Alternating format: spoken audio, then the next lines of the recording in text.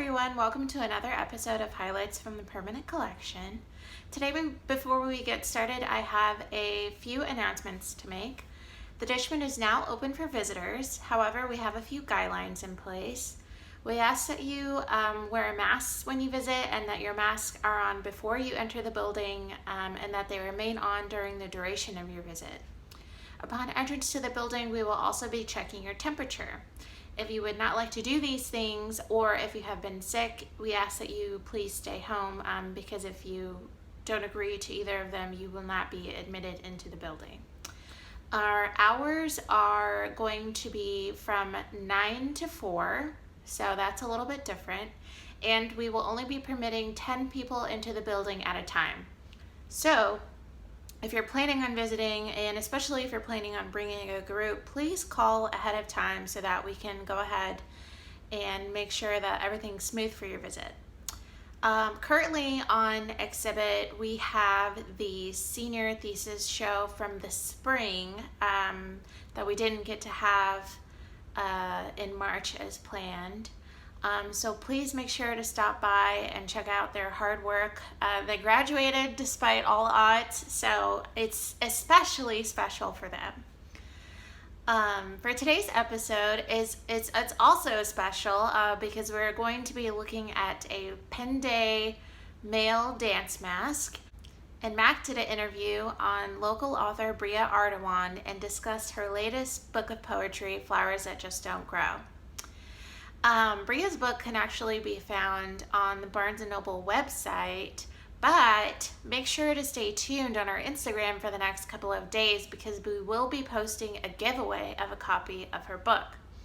That also reminds me, make sure you subscribe to the channel and to our Instagram so that you can keep up to date on news of the Dishman and just keep in touch with highlights and so that you don't miss out on really fun things like this giveaway because we're going to be doing another one or a few more later on with this Out of Africa sub-series that we've been doing with highlights. So without further ado, let's go ahead and get started and take a look at the Pende male dance mask. This is our male dance mask, and it's from the Pende culture who live in the region of the Congo. They carve numerous types of masks, most of which are associated with education and initiation rituals. Dance masks often have a noise element. This dry grass would add to the musical rhythm of the dancer and surrounding instruments and singing. The Pende believe the ancestors are placated through various rituals and offerings. The family head is responsible for taking care of the shrines and appeasing the spirits. Through a diviner, the spirit will sometimes demand that a wooden sculpture or mask be commissioned so that offerings can be made to it. The Western or Kwilu Pende are best known for their distinctive mbuya masks that have high domed foreheads, downturned mouths, heavy-lidded eyes, and a continuous line of the eyebrows across the forehead to join with the nose.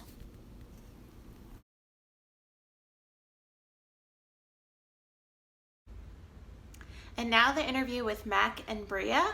Thank you guys for watching this week, and we'll see you next week. Thanks. Bye.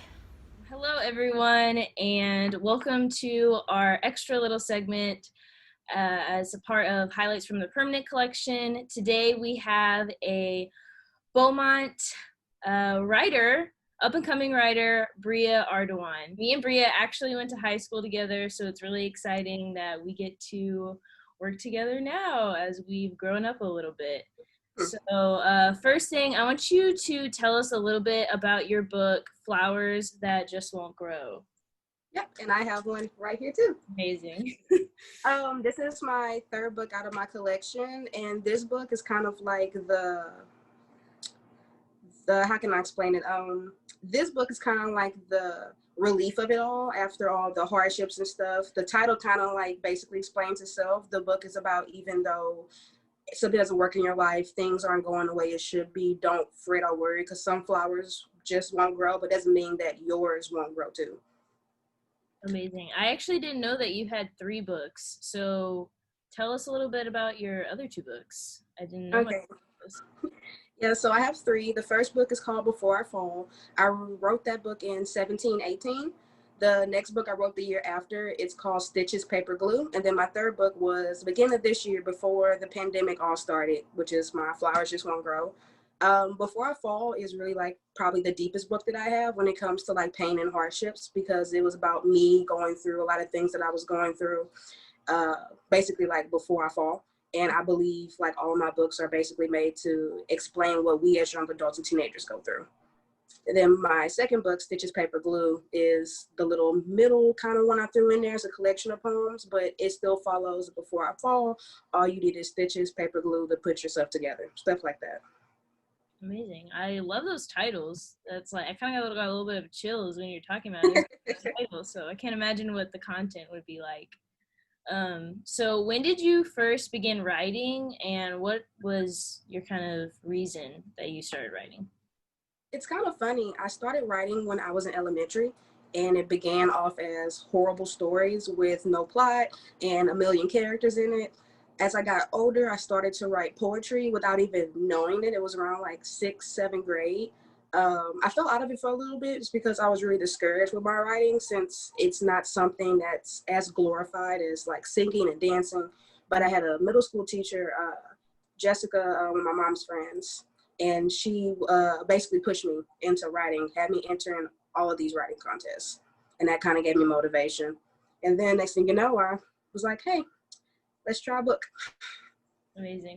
I know that you also are kind of interested in like visual arts. I know you did theater arts and you kind of act a little bit too. So do you think that's kind of played a part into like another way to express yourself like in your writing? For sure. I think theater arts has gave me the confidence I need to fully put myself on page. Theater arts is very similar to writing. You're as vulnerable as you can be, throwing yourself on stage, throwing yourself on the page. I feel like it's really similar to it. Yeah, I definitely agree with that. Do you have any kind of big motivators for your writing? I know you mentioned your mom's friend, or kind of like something that inspires you to write or continue writing. Life. I know it kind of sounds cheesy, but life itself. I get my writing inspiration from everyday life. Of course, me, a lot of myself is into my writing, but friends, family, things on the news. I could hear someone say something, and next thing you know, I'm like, there it is. I want to start a poem from it. Like I actually watched a movie, and there was a line that's in this book that I use from the movie to write like a poem, just from everything. But I think my main inspiration just comes from letting people know they aren't alone. Mm-hmm. I definitely can relate to that. I feel like I see so many things just like on walks, and it's very inspiring. So I understand that completely. Do you want to kind of go into what your writing process is like? My writing process is not as, I guess, professional as people probably think. In my phone is where majority of my writing is. I have probably a billion little notes with just random lines in it. Like I'll just get an idea, I'll put it on paper, and I'll come back to it. I'll start saying a line before I go to sleep. So my writing process more so is just I write every day. Mm-hmm. I even set aside a time on my phone that reminds me for like at least 5 minutes to an hour, write something, even if it's just like editing, checking, writing. I try to make sure I keep myself in the habit of writing every day so I don't like lose that talent. Mm-hmm. I kind of feel like any person who, like anyone that has a hobby or a craft that they are trying to work towards a certain goal, I feel like everyone to that in some way, that it's just like an everyday, like you need to set aside time. So I understand that. What would you say is the most difficult part of your artistic process? The most difficult part, I would say, is the editing, because once you write something in your head, and I write my poetry in three forms: on my phone, in a tablet, and on my computer. Mm-hmm. That way I have three ways in case anything gets lost. And after you've seen something for so many times, kind of like in English, your brain naturally corrects it. It's really hard for me to edit my own work. Like my first book, I had to redo like 5 times because I kept finding little itty bitty like grammatical remarks in it. I feel like it also kind of becomes a part of you a little bit. Once you have to like speak it out into the world, it's like, it's just a part of you a little bit. Do you Yeah. feel that way? Yeah, and it's also, I think another hard part about it is just me still getting confidence to really push it. I'm a lot better now, but as an artist in any kind of way, art, dancing, theater arts, writing, art, like painting, it's you. It's 100% you. Like you're bleeding on whatever you're doing. So I feel like you're extra sensitive because it's not like I'm giving your work. I'm giving something that I sat down and crafted like myself and my own feelings. Yeah, I feel that. So your book is actually like published. You can buy Bria's book at Barnes and Noble. So kind of how did you find or get into the publishing process? Like, can you give us a little bit of insight on how that works? Because I truly know nothing about it.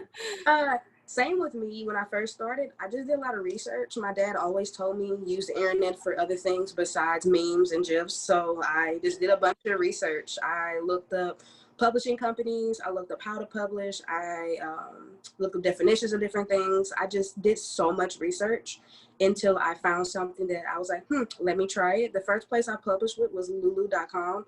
I think for a lot of aspiring writers or even artists or comic book people like that, it's a really great place to start off at because it's cheap, it's really easy to use. But then later on, I ended up moving to Barnes& Noble, which also is an amazing publishing company. But just research, a lot of research. Most of my books was done by myself. I didn't have no one to mentor me or tell me where to go, where to look. I had to kind of just trial and error for a little bit. Mm-hmm. Yeah, the internet, I feel like, is definitely a huge resource to everyone in so many different ways. So your book, Bria's book, actually features different short stories and poems. There's even a few pages that have just quotes, and there's also a few illustrations throughout it. So I wanted to ask you about the illustrations. Are they your own, or did you work with someone? Everything in my book, from the title page to the editing to the writing to the drawings, are me. Funny story, all of my drawings I did on my phone with my finger. Really? That's actually amazing. There's quite a few in here that are really pretty nice on their own. Yeah, it's kind of funny. Like this page right here, my actual title page, I drew this like the little seed. I drew this with my finger. Was that kind of a part of your writing process in some way? What part did the illustrations play in it for you? I feel like this is a part of my writing. When I write things, I visualize it. So a lot of times before I write, I'm actually saying it in my head. I'm seeing what I'm saying because I also have a book, like an actual novel I'm working on. So my writing process is a lot of visualization with my writing. So anything I put, I'm like, ooh, I like the way this looks. What could go with that? Okay, this and that. And then I start my words start flowing, and I don't know. It's really hard to explain, especially it's hard to come out and actually say how my writing works. But I for sure would say my visuals, my art is a part of my writing process. Like I don't put it in there just to have it. I actually want it to be a part of the writing itself.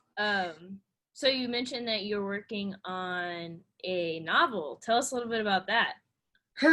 That is probably the hardest part for me right now is my novel, but it's called White Roses. Mm-hmm.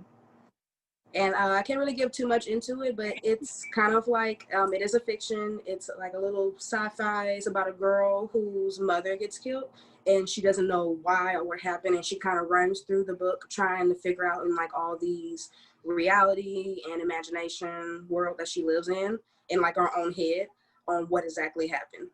Wow, that sounds pretty interesting. I'll definitely be asking you about that later. So obviously you've reached some milestones in your writing career. You have your book able for purchase. But to you, what is your next goal that you're working for on your writing? You obviously mentioned the novel, but kind of what's your next step? My next step would be just getting more public with it, letting people know my name is Briah and I'm a writer. That's the first thing you think is she writes books, not she works here or she works there, I want to spread my writing outside of Beaumont, Texas, outside of Houston. I just want to basically get that out push a little bit more. That's my main thing. And it's the hardest thing about writing, I think, as well, is trying to encourage people to read in a time, especially our generation. People don't really read right now. Yeah, definitely. I feel like so many things are the Kindle. I know I'm a big fan of audiobooks. A big part of it is the layout. Do you agree with that? Yes. Yes. Yeah, I feel like a huge part of it is the layout, not just necessarily the words, the format also. Do you have any advice for someone who's interested in doing something like this, or even someone who's kind of just interested in starting writing or poetry of some sort? I just tell anyone with a dream, whether it's writing or anything at all, to just do it. Suck it up, put that like fear to the side and just do it, because the worst thing that can happen is literally nothing. Mm-hmm. Your biggest fear is nothing. My biggest fear was what people don't like my writing. And I had to remind myself, it may sound mean, but I don't write for you guys, I write for me. And that's why my writing touches you guys, because I'm not trying to figure out what does this age group like? Okay, what is this person like? You just do what you do for you. Love your art so much that everybody else will love it. And I think that's the biggest thing, is just loving your art and having the confidence to push it. So anybody that watches this that wants to write or act or do anything, just go for it. Like, you just have to keep going for it. I started writing in 17 with my books, but I've been writing since I was in 5th grade. Mm-hmm. And it took me all this time to finally go, you know what, let's write a book. And even my first book, I wrote it and threw it away like 20 times. Like, I did not want to push it. I kept changing the title. I was like, nope, this sucks. And then I just say, you know what, I'm going to order 10 books. And then we're going to see where it goes with that. That's awesome. I think that's really great advice. I kind of want to backtrack a little bit. How did you kind of like cross over into like poetry? Because I feel like that's something that people don't necessarily always start with. Mm-hmm. Or maybe I'm wrong. I don't know. I feel like that's a very vulnerable art form. I feel like that would be kind of hard to just jump right into that. How did you come to that? I will say this. It's a very foggy memory for me. I think I started writing poetry unknowingly. Like, I started to write more of in a stanza form, which is, people don't know what stanza is. It's like paragraphs versus this way on like a page. Mm-hmm. I started writing stanzas. And I remember actually I got in trouble in 6th grade for writing in middle school, because I was supposed to be paying attention and she took my tablet. And after class, was my English teacher, after class, she brought me up to the table and she told me not to stop writing. She read my writing and liked it a lot. And she was like, I know you wrote poetry. I was like, I didn't either. I had no clue. What a pivotal moment there. Yeah, it was kind of crazy, because I was like, oh, I'm in trouble. And she was like, pay attention in class, but this is really good. You should keep at it. Wow. So, that's amazing. Who would have thought? 6th grade Briah back then getting in trouble. Yes. That's amazing. Well, I definitely enjoyed talking to you, and I love your book, and I'm so excited to see where you go, and I hope that everyone watching this, go to barnesandnoble.com, buy Briah's book. It's titled Flowers That Just Won't Grow, and keep in touch with her. Do you have like a website, or would you rather them like follow you on Instagram? They could probably follow me on Twitter, because I also do sell my books on hand. So on Barnes & Noble and through me, you can get it, especially if you live in the area. It'll be a little bit quicker instead of shipping. And Briah also has been doing some little, like acrylic resin. Mm-hmm. She's been doing some artwork with her poetry. Also check that out. And thank you so much for joining me today. No problem, Mac. Thank you for having me. Hey guys, see you next time.